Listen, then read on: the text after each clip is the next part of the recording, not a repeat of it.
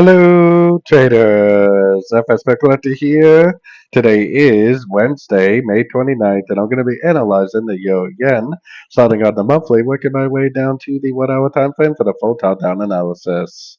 So on the euro yen monthly, I still think it's extremely clear that this is a 1, this is a 2, and we're in a wave 3. I definitely do see subdivisions of the wave 3, like a 1 of 3, 2 of 3, 3 of 3, 4 of 3, and we possibly are in a wave 5 of 3. Eventually, I think it needs to end at wave 3, make a pretty good sized wave 4, and then probably up again for a wave 5, just to finish off this trend that started way back here. And this is potentially at least a 4-year uptrend, so definitely be careful trying to identify the top of a 4-year uptrend. So going down to the weekly time frame, definitely still making higher highs, higher lows.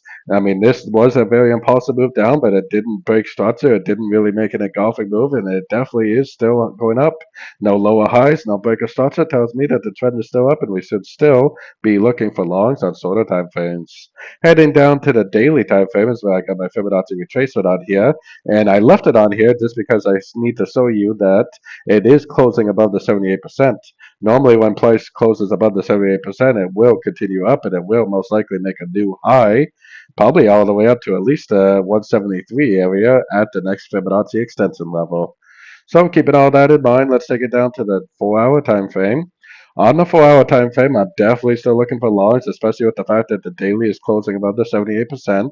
I personally am going to go long every single chance I get at the end of every single pullback I see. Like I said, this is at least a 4-year uptrend, and buying the dip on the yen pairs has been an amazing strategy for 4 years, and who knows, it could turn into a 5 or 6-year uptrend.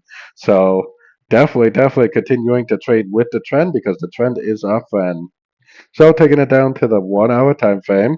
On the 1 hour time frame, I'm definitely looking for longs, and boy, I'm not sure about you guys, but this definitely looks like a recognizable correction to me. It looks like 1, 2, 3 waves down. If this thing holds even remotely looking like that, then I'm going to say this is the end of the correction, and I'm going to say that this is back into the uptrend.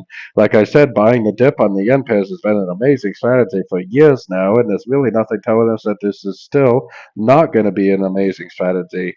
So I would definitely ignore all sorting opportunities, and I would go long and only long at the end of every single pullback I see for the continuation of this wave 3 uptrend on the monthly time frame. So don't forget to join my free Discord channel, which is linked down here in the corner.